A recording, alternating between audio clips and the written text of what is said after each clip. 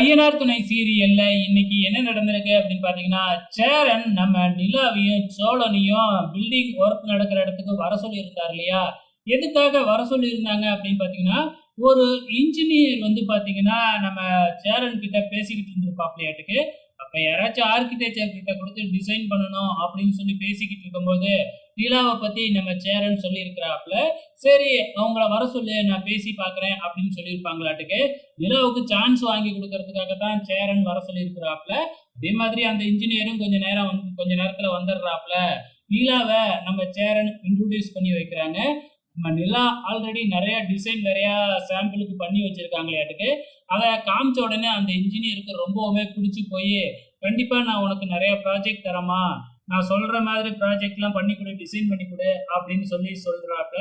So நம்ம நிலாவும் அவங்களுக்கு மெயில் ஐடி குடுக்க, மெயில் ஐடிக்கு அவங்களும் வந்து ப்ராஜெக்ட்ட அனுப்பி வைக்கிறாங்க.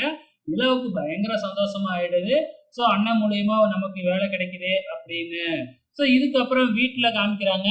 வீட்ல நிலாவையும், சோழனையும் "என்ன நைட் ஆயிடுச்சு வரவே இல்லையே" அப்படின்னு எதிர்பார்த்துட்டு இருக்கிறப்ப 2 பேரும் வராங்க. வர்றவங்க சும்மா வரலைங்க.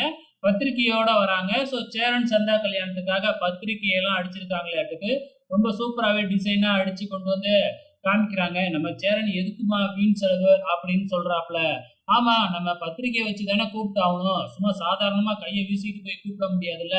ஸோ அதனால வந்து பார்த்தீங்கன்னா, பத்திரிக்கை அடிச்சிருக்கோம் அப்படின்னு சொல்லி பத்திரிக்கை டிசைன்லாம் காமிக்கிறாங்க. ஸோ போய் நம்ம பாண்டி கிட்ட காமிச்சு, "பாத்தியா?